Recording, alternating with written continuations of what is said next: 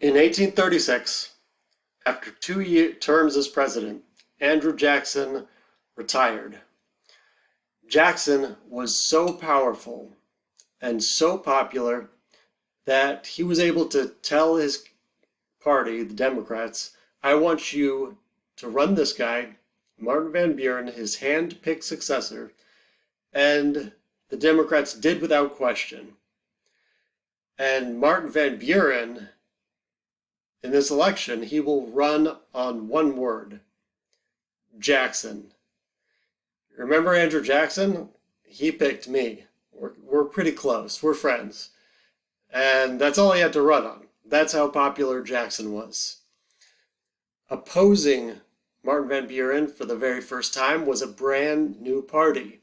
The National Republicans, which Henry Clay and John Quincy Adams were the leaders of, was gone. And replacing it was a new party called the Whig Party.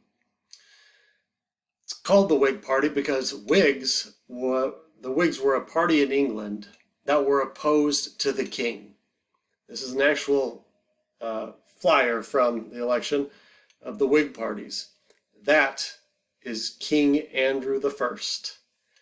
The Whig Party is a party devoted to everyone that dislikes Andrew Jackson for any reason whatsoever. So if you look at the picture, he's holding veto because Jackson vetoed more acts of Congress than all 6 presidents before him combined. A veto memory, born to command. Had I been consulted, he's trampling on the Constitution, the Bill of Rights. They said Andrew Jackson is a dictator. So obviously, national Republicans made up a big part of the Whig Party. But it was also just anyone that disliked Andrew Jackson for any reason whatsoever, which was quite a lot of people, including anyone that disliked the way Jackson handled the nullification crisis with South Carolina. So, like, the whole state of South Carolina didn't like him. And other people disliked him for other random reasons. Fight with the bank, some people for the Peggy Eaton affair, just literally anyone that disliked Andrew Jackson. That's the only thing that unites this party. If you hate Andrew Jackson, come on board. You can be a Whig. So, obviously, it's a dumb idea to...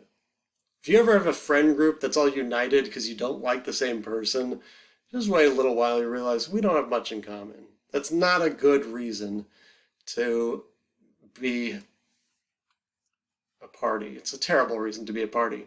But this shows how powerful Andrew Jackson is. The Democrats nominated his handpicked successor, who just runs on, I'm friends with Andrew Jackson. And then we have a whole other party devoted to everyone that hates Andrew Jackson. So it's one party for everyone that loves Jackson, another party for everyone that hates Andrew Jackson. That's why he dominates this period completely. And just running on the fact that he's friends with Jackson, Van Buren won. The Whigs, they tried to run 4 candidates to split up the election like they had in, like it was in 1824 when John Quincy Adams won. So they ran 4 candidates from 4 different regions, and they still couldn't beat Martin Van Buren, who was just running on being friends with Jackson. So that tells you how powerful Martin Van Buren, or Andrew Jackson, was. Martin Van Buren's elected in 1836. He comes into office 1837, right as the economy tanks. The worst economic collapse in U.S. history to that time. Again, the more complicated the U.S. economy gets, the worse the economic collapses, and this was a bad one. Americans always blame the party in power no matter what, or the person in power. And, well, in this case, it was fair to blame the party in power.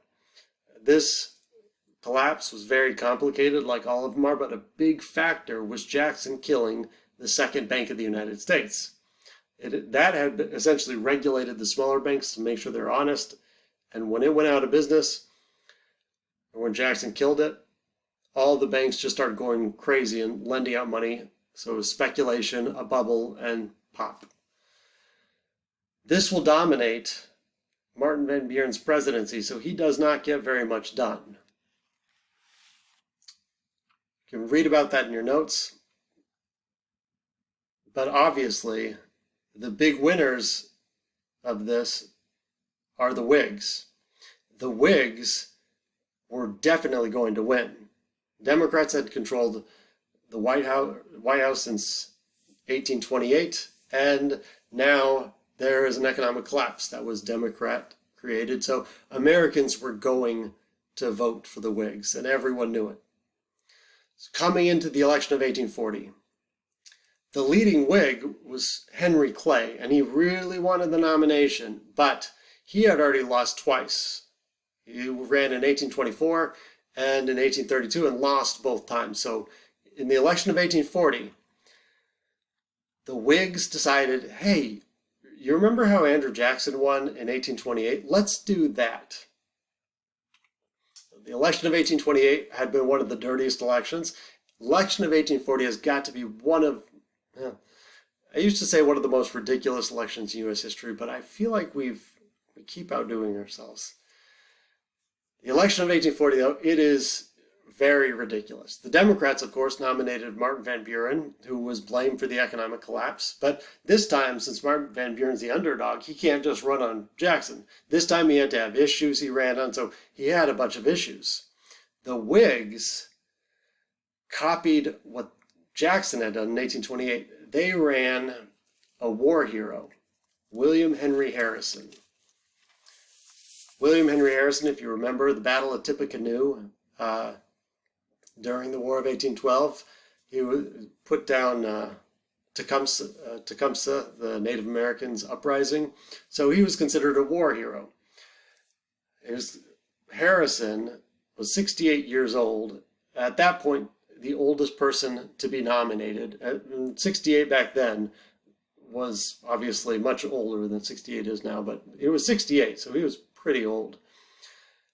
To balance the ticket, they put an all-out Southerner on, John Tyler. John Tyler was from Virginia, and he's an all-out Southerner in every way, shape, or form. He was a Democrat senator in every way. He believed in, like small government, no bank, no tariff, pro-slavery, just Southerner in every way. The one reason he was a Whig is because he didn't like the way Andrew Jackson handled the tariff controversy with South Carolina. Whigs know they're going to win, so they decided to, of course, not run on any issues whatsoever. They ran on mass appeal, getting everyone out to vote, and slogans. Here's their slogan: Tippecanoe and Tyler too, from the Battle of Tippecanoe. I don't know why rhymes seem to just, it sticks with people, I guess.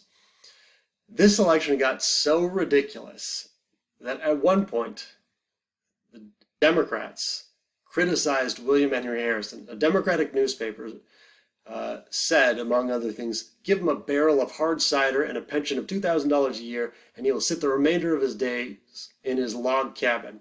They're making fun of him for being old. The Whigs jumped on this, and they said, yes, William Henry Harrison is from a log cabin, and he's proud of it.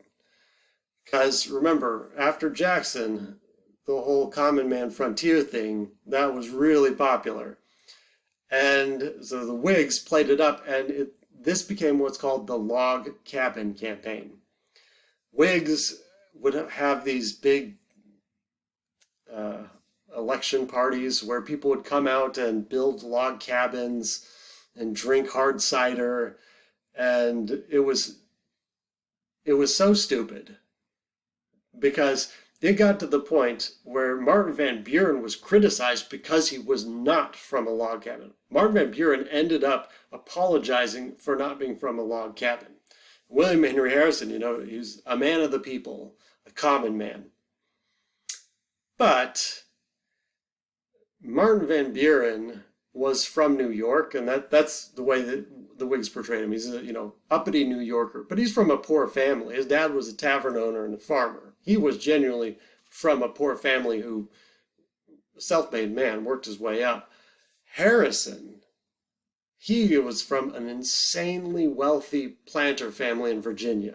I mean, he never set foot in a log cabin, at least growing up. It was like a 3-story mansion with hundreds of slaves.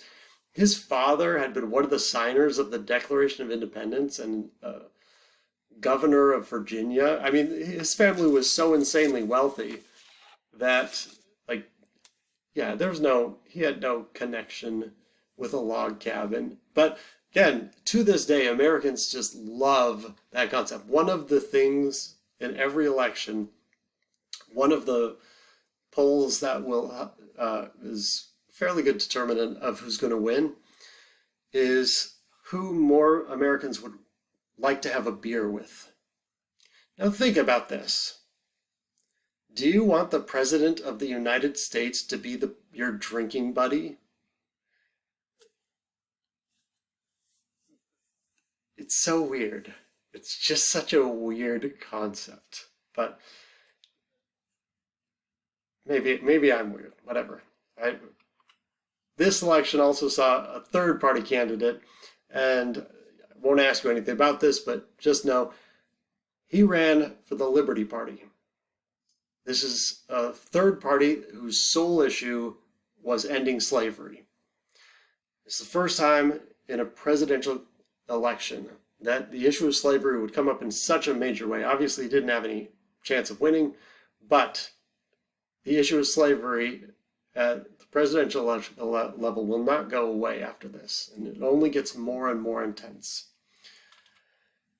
William Henry Harrison will win, and win pretty handily, and become president of the United States. And very quickly, the Whigs figured out they had made a huge mistake. They had created a party based on who they disliked, and they had nominated a guy who really shouldn't be president.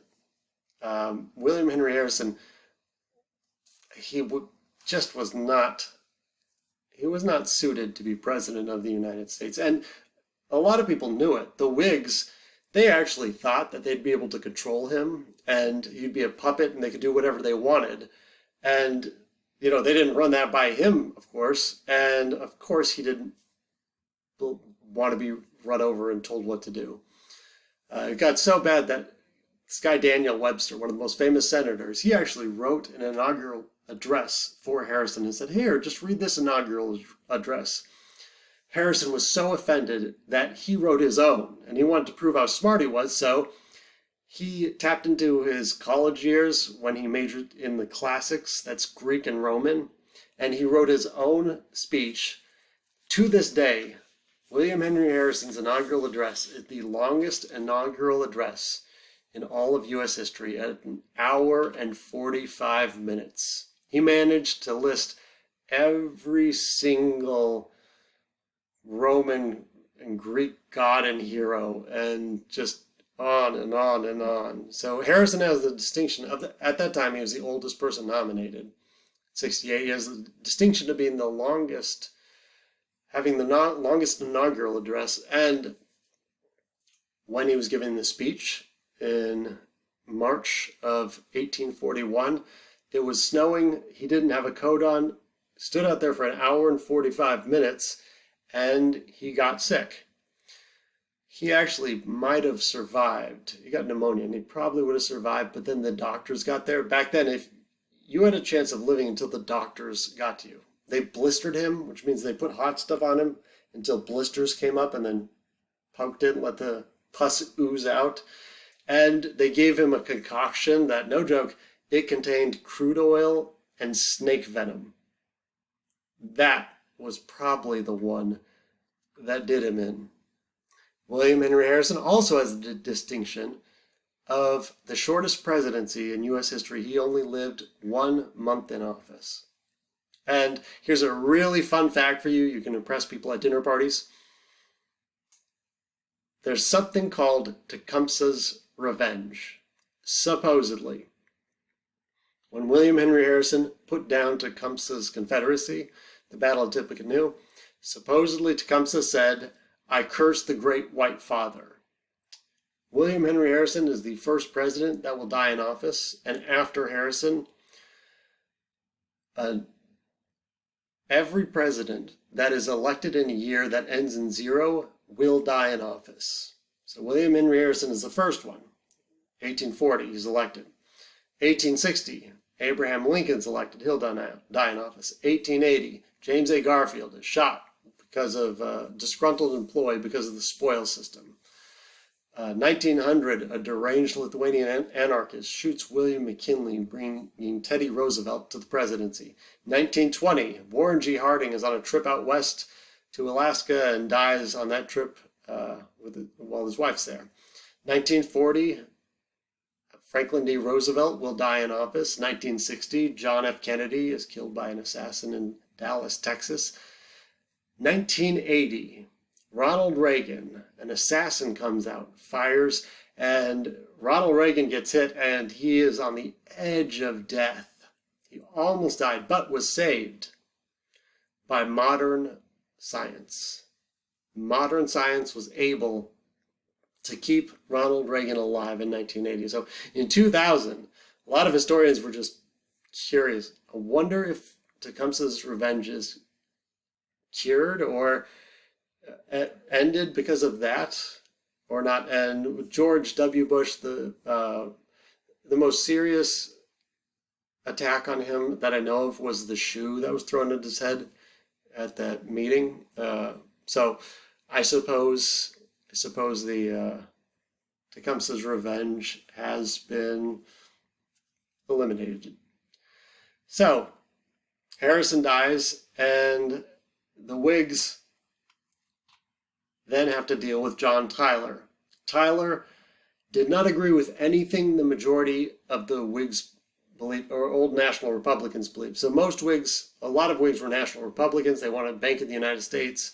They wanted, internal improvements, tariff. He didn't believe in any of this. And Tyler will come in, and he will not do any of it. So Tyler, he was so unpopular that his entire cabinet, his Whig cabinet, will resign in protest, and he will end up being kicked out of the Whig Party. So he's essentially a president without a party. And so he will get nothing done in terms of domestic policy. So John Tyler's administration, that is the end of the Jacksonian era in terms of domestic policy. And this is the point where the Jacksonian era turns to foreign policy. Period in which the United States, it's my nephew. I'll let you see him. Period in which the United States will acquire the last 1/3 of the continental United States, Texas, California, Oregon, and everything in between. We'll come to that next time.